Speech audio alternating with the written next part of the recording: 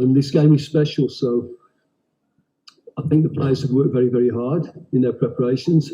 We've had a lot of challenges thrown at us, but as you say, the players have managed and they have surprised everybody. And do we have one more surprise left in us? We'll see on the night.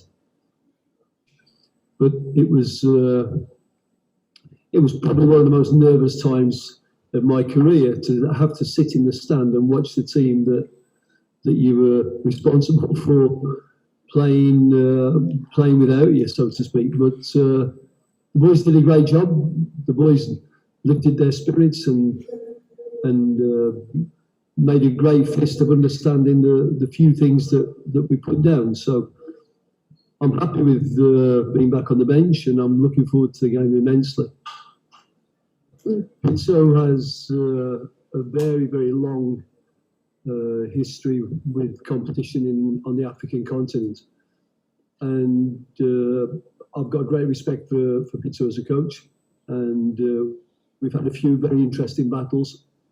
And I have to say that I think that on the night, the experience of games that happened 5 or 6 years ago, I don't think that will affect the game on the night, but certainly the knowledge of African football puts Pizzo in a very secure position to coach his own team. But I think every game has more than one scenario. It can play out in more than one ways. And as we've seen in the Euros, as we've seen in earlier World Cup games, there are upsets.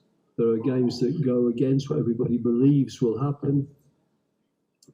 Al Ahly were expected to get to where they are now. We were not.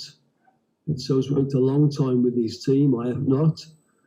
You know, we've had a lot of our best players injured or ravaged with COVID. I don't know what their situation has been. But I would guess that we are underdogs in most people's eyes. But my knowledge of football globally is that things don't always turn out the way you expect them to. And as Bernard's been saying, the important thing is when Kaizer Chiefs enter the field, that they believe they can win the game. And that we have a game plan that we believe can win the game for us. So great respect for Pizzo, great respect for Al Ahly as a club. But on the evening, there can be more than one solution to how the game resolves itself, and we obviously believe that we can get a good result. I think when you play continental football, the first and most obvious one is you're coming up against a type of football, a style of football that you don't play against every week.